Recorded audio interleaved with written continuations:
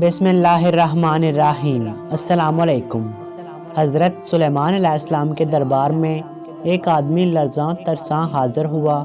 مارے ہیبت کے اس کے منہ سے آواز نہیں نکل رہی تھی۔ چہرہ دھلے ہوئے کپڑے کی طرح سفید ہو گیا تھا۔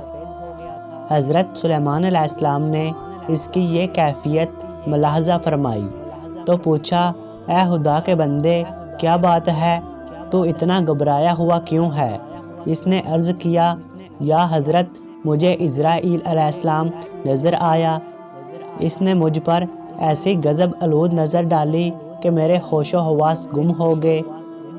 اب بار بار اسرائیل علیہ السلام کی وہ صورت آنکھوں کے سامنے آتی ہے، اس لیے مجھے کسی گھڑی بھی چین نہیں آ رہا۔ اس نے التجا کی کہ آپ ہوا کو حکم دیں کہ وہ مجھے یہاں سے 1000 میل دور ملک ہندوستان میں چھوڑ آئے۔ ممکن ہے اس تدبیر سے میرا خوف کچھ دور ہو جائے۔ حضرت سلیمان علیہ السلام نے اسی وقت ہوا کو حکم دیا کہ اس شخص کو فوراً ہندوستان کی سرزمین میں پہنچا دے۔ جو ہی اس شخص نے قدم زمین پر رکھا، وہاں اسرائیل علیہ السلام کو منتظر پایا۔ آپ نے اللہ کے حکم سے اس کی روح قبض کر لی۔ دوسرے دن حضرت سلیمان علیہ السلام نے بوقت ملاقات حضرت اسرائیل علیہ السلام سے دریافت کیا، آپ نے ایک آدمی کو اس طرح غور سے کیوں دیکھا تھا؟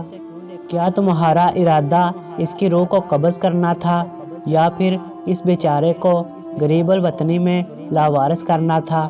اسرائیل علیہ السلام نے جواب دیا، میں نے جب اس شخص کو یہاں دیکھا تو حیران ہوا، کیونکہ اس شخص کی روح مجھے ہندوستان میں قبض کرنے کا حکم دیا گیا تھا اور یہ شخص ہزاروں میل دور یہاں موجود تھا۔ حکم الہی سے میں ہندوستان پہنچا تو میں نے اس کو وہاں موجود پایا۔ درس حیات، انسان لاکھ تدبیر کرے، تقدیر اسے وہیں لے جاتی ہے جہاں اس کا نصیب ہو، اور وہ خود تقدیر کے عزائم پورا کرنے کے لیے اسباب فراہم کرتا ہے۔ امید ہے آپ کو ویڈیو پسند آئی ہوگی۔ اپنا قیمتی وقت دینے کا بہت شکریہ۔ ملتے ہیں کسی نئے ویڈیو کے ساتھ۔ اللہ حافظ۔